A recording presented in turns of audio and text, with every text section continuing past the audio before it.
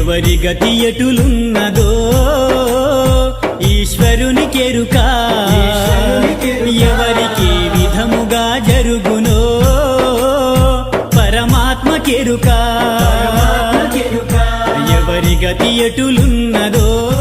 ఈశ్వరునికెరుక ఎవరికి విధముగా జరుగునో పరమాత్మకెరుక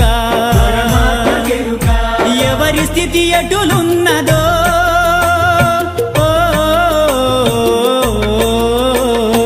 ఎగసి ఎగసి పడుటే కాని